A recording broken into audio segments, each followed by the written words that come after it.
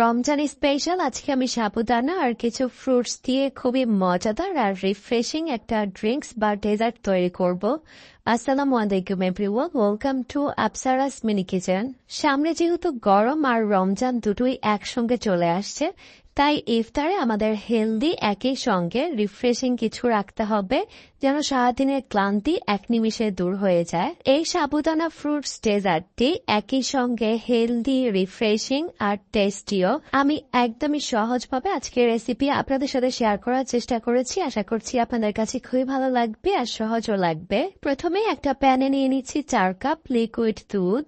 টেস্টটা বাড়ানোর জন্য এখানে দিয়ে দিচ্ছি আমি হাফ কাপ গুঁড়া দুধ।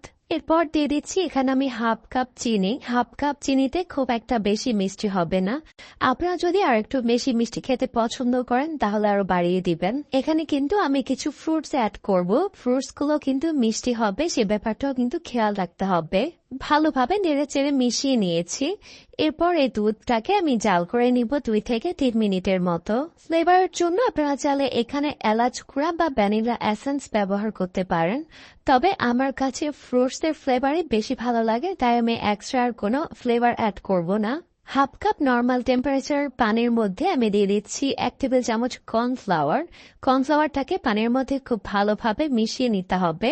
এরপর এই মিশ্রণটা আমি দুধের সাথে দিয়ে দিয়েছি আর দেওয়ার সঙ্গে সঙ্গে অনবরত নাড়তে থাকতে হবে, তা না হলে দলা ধরে যেতে পারে।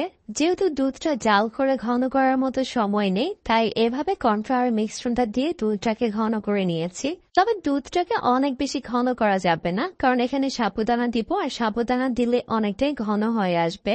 এরপর এগুলোকে আর বেশিক্ষণ জাল করা যাবে না। আমি চুলাটাকে অফ করে দিব আর অন্য একটা পাত্রে নিয়ে নিব। দুধটা সম্পূর্ণ ঠান্ডা হয়ে যাওয়া পর্যন্ত অপেক্ষা করতে হবে।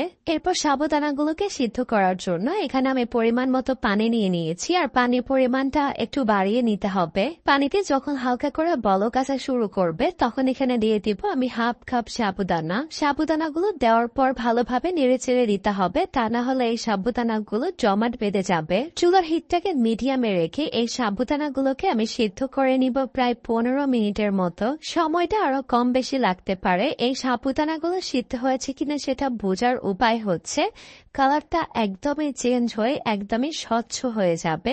তখনই বুঝতে হবে সাবুদানাগুলো একদম ভালোভাবে সিদ্ধ হয়ে গেছে।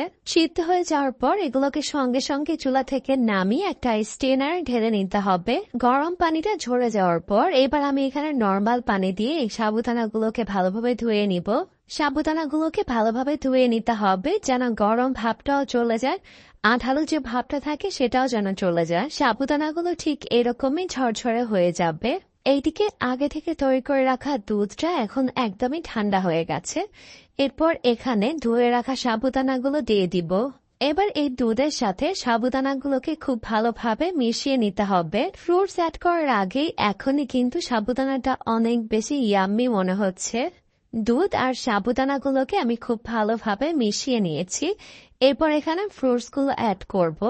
প্রথমে দিয়ে দিচ্ছি আমি একটা আপেল। আপেলগুলোকে আমি ছোট ছোট কিউব করে কেটে নিয়েছি। এবার দিয়ে দিব লাল সবুজ আঙ্গুর মিক্স করে 1 কাপের মতো। এরপর দিচ্ছি আমি একটা আম। আমগুলোকে আমি ছোট ছোট কিউব করে কেটে নিয়েছি। এখানে আমি যে যে ফলগুলো দিয়েছি সেগুলোই দিতে হবে এমন কোনো ব্যাপার না। আপনারা আপনাদের পছন্দ মতো বা আপনাদের হাতের কাছে যেই ফলগুলো থাকে সেগুলো দিয়ে কিন্তু এই ডেজার্টটা তৈরি করতে পারবেন।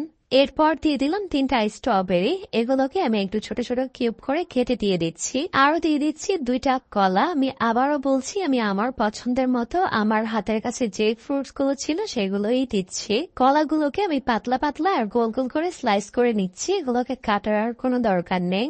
এরপর দিয়ে দিচ্ছি এখানে আমি 2 টেবিল চামচ কাঠবাদাম কুচি।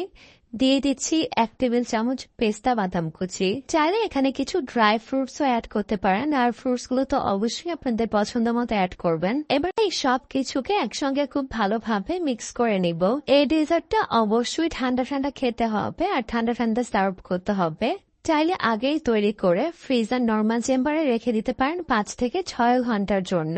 খাওয়ার ঠিক আগ মুহূর্তে ফ্রিজ থেকে বের করে ঠান্ডা ঠান্ডা পরিবেশন করে নেবেন সাবুদানার এই মজাদার ড্রিঙ্কসটি বা ডেজার্টটি। যেটাই বলেন না কেন, এই ডেজার্টটি যদি আপনারা একবার বাসায় তৈরি করে না খান তাহলে কিন্তু বুঝতেই পারবেন না এটা কতটা টেস্টি হয় খেতে। সারাদিন রোজা রাখার পর যদি ইফতারে এইরকম সাবুদানার ডেজার্টটি আপনারা খেতে পারেন তাহলে কিন্তু আপনাদের ক্লান্তি নিমেষেই দূর হয়ে যাবে, মন প্রাণ কিন্তু এক নিমেষে জুড়িয়ে যাবে। আশা করছি আমার আজকের রেসিপি আপনাদের কাছে খুবই ভালো লেগেছে আর সহজও লেগেছে।